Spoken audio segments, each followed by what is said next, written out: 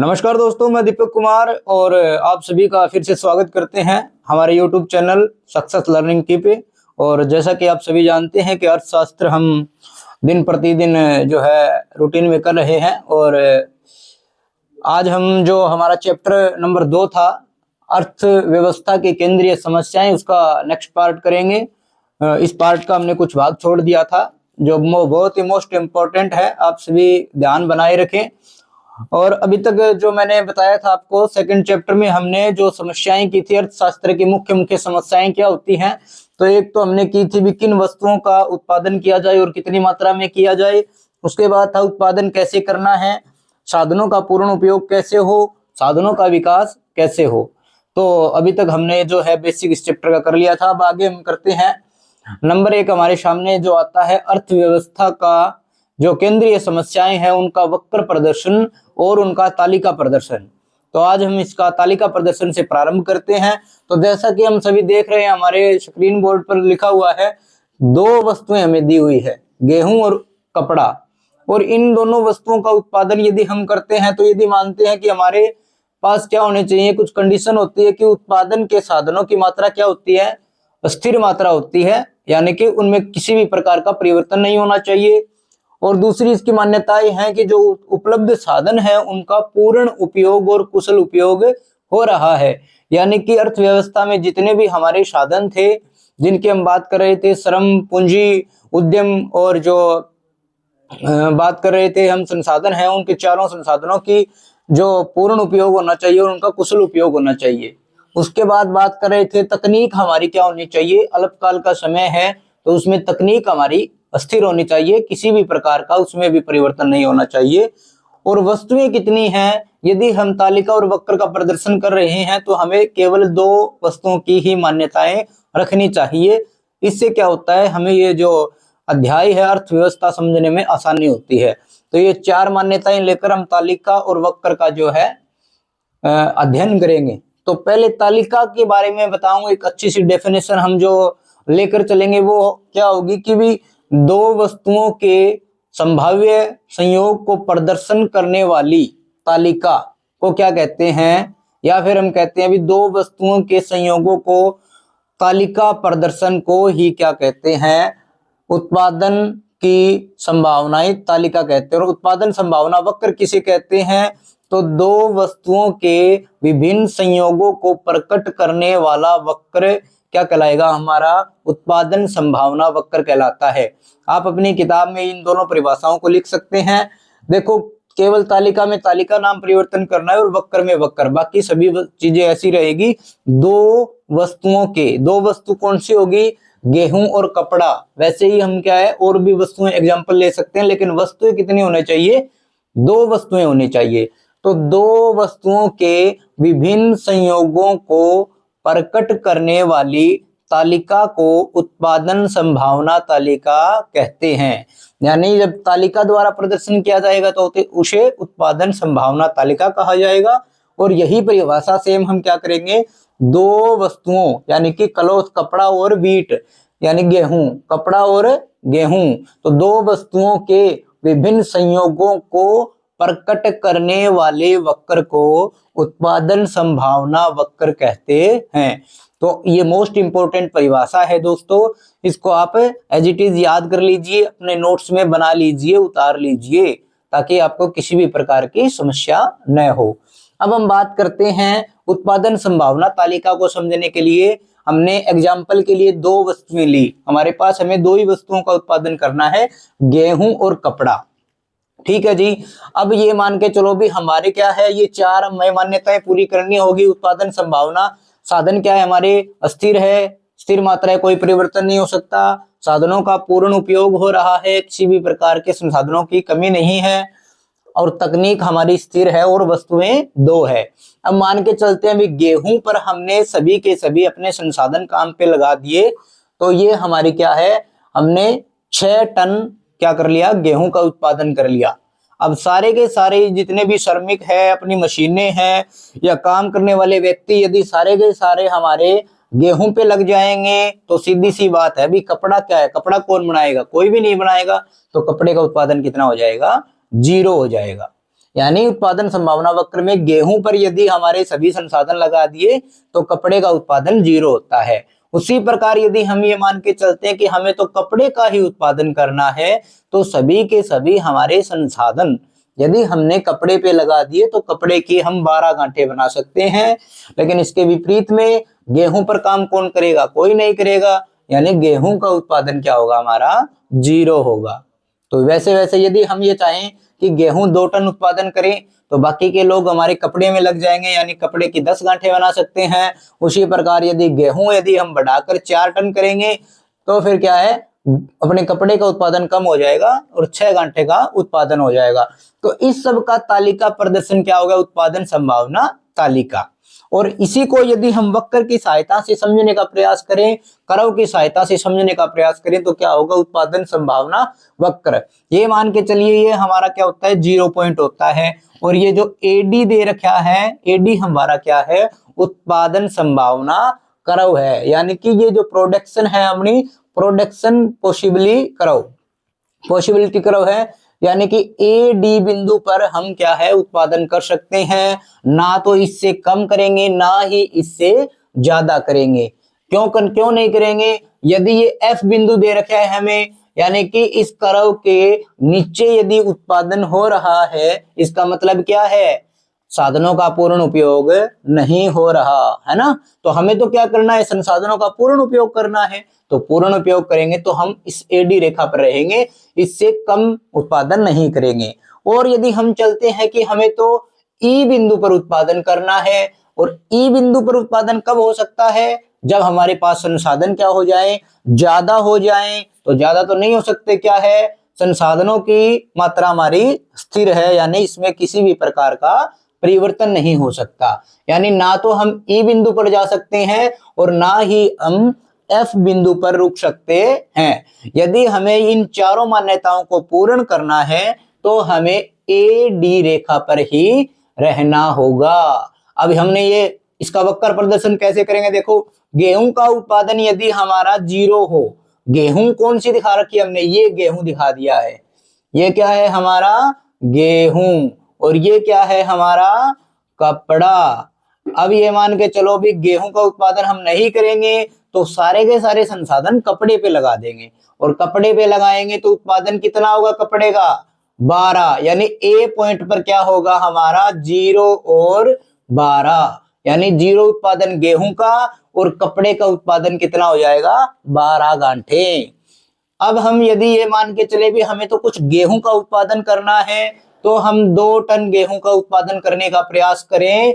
2 ton गेहूं का उत्पादन करेंगे तो इस पर क्या है? संसाधन कुछ कम करने होंगे, यानी कि इसका उत्पादन कपड़े का कितना होगा फिर? 10। यानी बी पॉइंट पर हम पहुंच जाएंगे और 2 और 10 का उत्पादन होगा, जिसमें 2 टन गेहूं का उत्पादन और 10 घंटे कपड़े का उत्पादन होता है। उसी प्रकार यदि हम चाहें कि गेहूं के उत्पादन को थोड़ा और बढ़ा दिया जाए, यानी कि हम चाहें कि भी 4 टन गेहूं का उत्पादन करें, यदि 4 टन गेहूं का उत्पादन करेंगे तो कपड़े का उत्पादन और कम होकर 6 पे आ जाएगा, और 6 पे उत्पादन कितना होगा? सी बिंदु पर होगा, यानी इसी रेखा पर रहेगा। और यही रेखा हमारी कौन सी है? उत्पादन संभावना वक्र की रेखा है।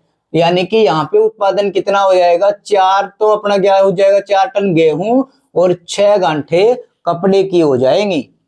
और यदि हम ये चाहें कि भी सारा का सारा उत्पादन केवल और केवल गेहूं पर लगाएं, ये हमारे संसाधन क्या है? गेहूं पे लगा दिए, तो अब कपड़े पे तो उत्पादन करने वाला कोई बच्चे ही नहींगा, यानी कपड़े की मात्रा कितनी हो जाएगी? 0। यानी इस पॉइंट पर आ जाएंगे हम, और इसमें क्या होगा? 6 टन गेहूं और ये कितनी हो जाएगी? कपड़ा हमारा हो जाएगा 0। ठीक है, ये हमारा वक्र की कौन सा निकल के आएगा? अब इन चीजों को यदि हम वक्र द्वारा दिखाते हैं ना, तो इसी क्या कहते हैं? उत्पादन संभावना वक्र। अब इस वक्र की 2 कंडीशन होती है दोस्तों अपने दिमाग में। इस वक्र को देखकर ही रटने की आवश्यकता नहीं है। जितना ज्यादा हम रटने का प्रयास करेंगे उतना ज्यादा इसे भूलते जाएंगे। तालिका की परिभाषा याद करो, तालिका से वक्र की परिभाषा ऑटोमेटिक हो जाएगी। ये बोल सकते हैं भी जो तालिका में जो वस्तुएं दिखाई गई है उनका वक्र द्वारा दिखाना ही उनका वक्र प्रदर्शन हो गया। अब उसके बाद क्या करते हैं? इस वक्र में देखो हमें क्या क्या नजर आता है। एक तो क्या है, इस वक्र का ढलान क्या है, ऊपर से नीचे की ओर है ना। तो एक पहली कंडीशन इसकी यही होगी, उत्पादन संभावना का जो वक्र है उसका ढलान क्या होता है, नीचे की ओर होता है। और दूसरी कंडीशन क्या होगी, ये इसका मूल बिंदु है, क्या है, मूल बिंदु। और मूल बिंदु से इसका देखो ग्राफ कैसा होगा, इस प्रकार का होगा, ठीक है ना। तो ये जो इस प्रकार का होता है उसे कहते हैं नतोदर। क्या कहते हैं, नतोदर। तो ये मूल बिंदु के क्या होता है, उत्पादन संभावना वक्र का ढलान मूल बिंदु के नतोदर होता है। ये बात याद करो, एक उनतोदर होता है, एक नतोदर। तो उनतोदर किस कैसे होगा, जब कोई चीज ऐसी होगी तो वो क्या होगा, उनतोदर होगा। उ या फिर यू से याद करेंगे ना, ये क्या है, यू प्रकार का, एक ट्रिक से हम याद कर सकते हैं। वैसे ये यू प्रकार का हमें दिखाई दे वो है यूतोदर, नहीं उनतोदर, ठीक है। और जो ये क्या है, ये क्या है, वैसे तो इसको हम देखेंगे ना, ये रेखा काट दो, ये छोटा एन नहीं लग रहा है, हमें छोटा एन लग रहा है ना, तो ये क्या होगा, नतोदर, ठीक है। तो ये बात याद रखना, मूल बिंदु के नतोदर है। और दूसरा क्या हो गया, इस उत्पादन संभावना वक्र का ढलान नीचे की ओर होता है, ठीक है दोस्तों। इसकी मान्यताएं क्या है भी, ये अब हम इस ग्राफ के माध्यम से समझें। तो दोस्तों अभी तक जो हमने किया है उसमें क्या है कि कपड़ा और गेहूं दो वस्तुएं ली है, और दो वस्तुएं में क्या किया है, उनके विभिन्न संयोग प्रकट किए हैं। अब इसे हम ग्राफ द्वारा समझें। ये जो चार हमारी मान्यताएं होती है कि भी किन वस्तुओं का उत्पादन किया जाए, केंद्रीय समस्याएं है ये हमारी, तो किन वस्तुओं का उत्पादन किया जाए और कितनी मात्रा में उत्पादन किया जाए। तो हम किन किन किन वस्तुओं का उत्पादन करेंगे, जो एडी वक्र के ऊपर हमारी जो वस्तुएं आएंगी हम उन्हीं वस्तुओं का उत्पादन करेंगे। और मात्रा कितनी रहेगी कि हमारी जो कर्व दिया है हमने, उत्पादन संभावना वक्र है उस रेखा पर होना चाहिए, उतनी ही वस्तुओं का उत्पादन करेंगे, उतनी ही मात्रा पे, ना तो इससे कम कर सकते हैं और ना ही इससे ज्यादा कर सकते हैं। दूसरी है उत्पादन कैसे करना है, तो उत्पादन संभावना कैसे मतलब कौन सी तकनीक द्वारा करना है। तो तकनीक हमारी क्या होनी चाहिए, कुशलतम होनी चाहिए। यदि मैं ये बोलूं भी हमारा उत्पादन तो ई बिंदु पर आ रहा है, एडी रेखा के अंदर हो गया, तो एडी रेखा के अंदर हो गया, यानी कि हमारे कुछ संसाधन क्या है, अच्छे से उनको उपयोग में नहीं लाया जा रहा। तो तकनीक हमारी यदि अच्छी होगी, अच्छे से तकनीक का इस्तेमाल करेंगे, तो उत्पादन संभावना के वक्र कहाँ पे आएंगे, एडी रेखा पर, हमारी बिंदु पर हमारा जो है वक्र प्रदर्शन होगा। साधनों का पूर्ण उपयोग हो, तो सीधी सी बात है भी संसाधनों का हमारा पूर्ण उपयोग होगा तभी हम उत्पादन संभावना वक्र को प्राप्त कर सकते हैं।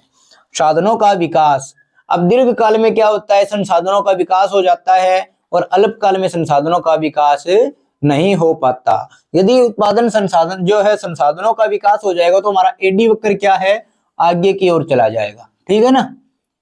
जो उत्पादन संभावना में क्या होती है, मान्यताएं तो वैसी होती है भी किसी भी प्रकार का परिवर्तन नहीं होता, लेकिन दीर्घ काल में परिवर्तन हो सकता है। तो दोस्तों अभी तक हमने जो क्या किया है, उत्पादन संभावना वक्र के दो जो वस्तुएं हैं उनके विभिन्न संयोग हमने कर लिए हैं। अब हम क्या करते हैं, यदि वस्तुओं में परिवर्तन हो जाए, क्या कह रखा है, उत्पादन संभावना वक्र का खिसकाव या फिर स्थान में परिवर्तन या फिर घुमाव। अब देखो सीधी सी बात है, इनमें परिवर्तन कब होगा, यदि हम अपनी जो मान्यताएं हैं वो छोड़ दें तभी इनमें परिवर्तन हो सकता है। और मान्यताएं कौन सी है कि उत्पादन के जो संसाधन है वो स्थिर है, यदि इस बात को हम छोड़ेंगे, परिवर्तन मानेंगे, तभी इसमें क्या हो सकता है, उत्पादन संभावना में भी परिवर्तन हो सकता है। तो ये बात चलते भी साधनों में परिवर्तन। अब साधन हमारे पास क्या है, जो भी हमने उत्पादन के लिए उपयोग किए हैं, हमारी मशीन उत्पादन की है या फिर हमने जो कार्य करने वाले श्रम है यानी कि जो व्यक्ति हैं उनकी मात्रा बढ़ा दी है, तो उससे क्या हो जाएगा हमारा, यदि संसाधनों में परिवर्तन दो प्रकार से हो सकता है दोस्तों, या तो संसाधनों में वृद्धि हो सकती है या फिर उनमें कमी हो सकती है। तो पहली कंडीशन हम चलते हैं मान के, वो इसमें क्या हो जाती है, यदि इसमें हो जाती है वृद्धि। अब सीधी सी बात है भी काम करने वाले पहले 100 लोग थे, 50 हमने और बढ़ा दिए, अब 50 बढ़ाएंगे तो सीधी सी बात है उत्पादन भी क्या होगा, ज्यादा होगा। और उत्पादन ज्यादा होगा तो ये कर्व क्या है, अपना कहां पे चला जाएगा, बाईं ओर चला जाएगा। यानी जो एडी वक्र यहाँ पे दिखा रखे है ना, अब लोग बढ़ने से या साधन बढ़ने से क्या हो गया, उत्पादन जो अपना संभावना वक्र है वो क्या हो गया, आगे की ओर चला जाएगा भाई। यानी अब उत्पादन क्या होगा, पहले से ज्यादा होगा। ये तो हो गया यदि साधनों में वृद्धि हो जाए। और इसके विपरीत यदि संसाधनों में कमी हो जाए, यानी 100 लोग लगा रखे थे, 50 की हमने छुट्टी कर दी। अब सीधी सी बात, अभी छुट्टी करेंगे तो लोग कम तो अपना जो काम कर रहे थे वो वृद्धि, या फिर संसाधनों में क्या हो जाएगी, कमी हो जाएगी। तो उत्पादन में भी कमी होगी, और उत्पादन में कमी होगी तो ये मूल जो वक्र था वो क्या हो जाएगा, सड़क के पीछे की ओर आ जाएगा। ठीक है ना। नंबर 2 कंडीशन क्या है, संसाधनों में कमी। ये बात क्लियर है। या तो क्या हो सकती है, संसाधनों में परिवर्तन में दो चीजें हो सकती है, एक तो हो सकती है हमारी वृद्धि और एक हो सकती है हमारी कमी। और वृद्धि होगी तो ये बाईं ओर चला जाएगा, यानी कि उत्पादन बढ़ जाएगा। और यदि कमी होगी संसाधनों में तो हमारा उत्पादन क्या है, खिसक के दाईं ओर आ जाएगा, यानी कि उत्पादन की मात्रा कम हो जाएगी। अब इसी में मैं एक और कंडीशन आपको करवा सकता हूं दोस्तों। यदि हम ये रेखा ये मान के चलें, अभी उत्पादन हमारा क्या है, तकनीक में परिवर्तन हो जाए। अभी तक क्या है, साधनों में परिवर्तन हुआ था। अब तकनीक में परिवर्तन की बात करूं तो तकनीक में देखो दोस्तों 3 प्रकार का परिवर्तन हो सकता है। और 3 कौन सा हो सकता है भाई, एक तो हो सकता है यदि वस्तु x यानी कि हमने OX पर जो दिखा रखी है उससे मतलब है, और OY पर दिखाएंगे वो वस्तु y है। तो एक कंडीशन तो ये हो सकती है भी x में वृद्धि हो जाए। ठीक है जी। अब वस्तु x में वृद्धि होगी तो ये बिंदु तो अपना यहीं पे रहेगा, केवल और केवल ये बिंदु आगे चला जाएगा और यहाँ पे उत्पादन आ जाएगा P1। एक कंडीशन होगी दोस्तों, तकनीक में परिवर्तन कौन सी में हुआ है, x वस्तु वाली में तकनीक में परिवर्तन हुआ तो y उतनी ही रहेगी, x में वृद्धि हो जाएगी। यदि मैं ये कहूं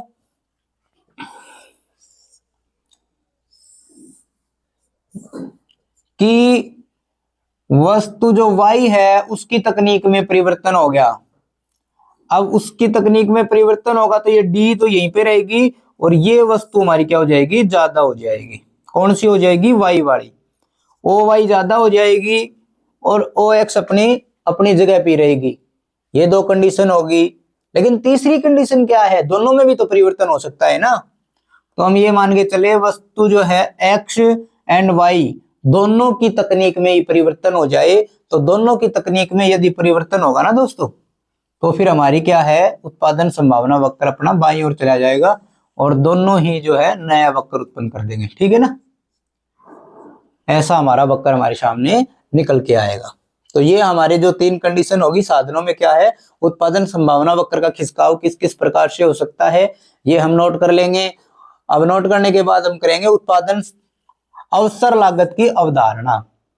अब ये तो सभी पता है ना, अवसर का क्या मतलब होता है, मौका। और मौका क्या है, या तो हम क्या वैकल्पिक उपयोग होते हैं, हमारे पास में विकल्प होते हैं भी, हम क्या है एक काम को छोड़ के दूसरे काम पे चले जाएं, यही हमारे पास अवसर होते हैं। अवसर यानी हम नॉर्मल भाषा में क्या कहते हैं भी, मेरे को ये करने का अवसर मिला, मौका मिला।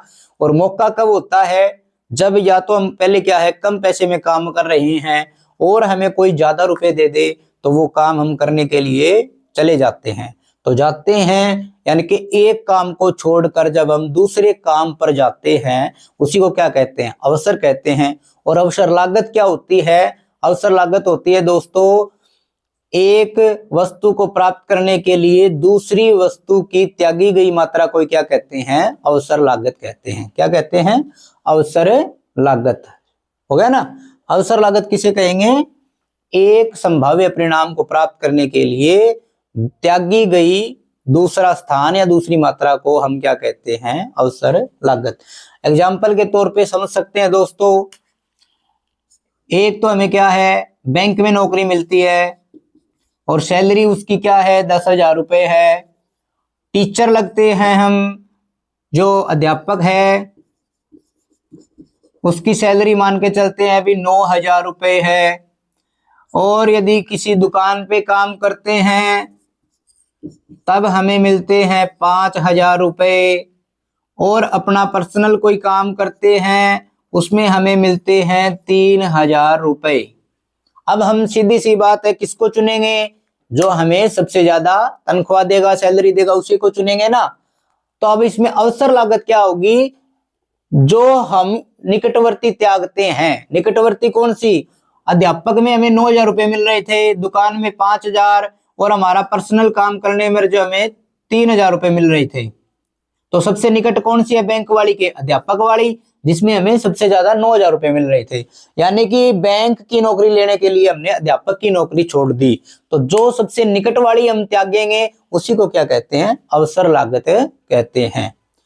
तो ये अवसर लागत का हो जाना चाहिए हमारा। उसके बाद है सीमांत अवसर लागत। सीमांत का अर्थ होता है दोस्तों परिवर्तन, यानी कि दो वस्तुओं के परिवर्तन से जो हमें प्राप्ति होती है उसे सीमांत कहते हैं।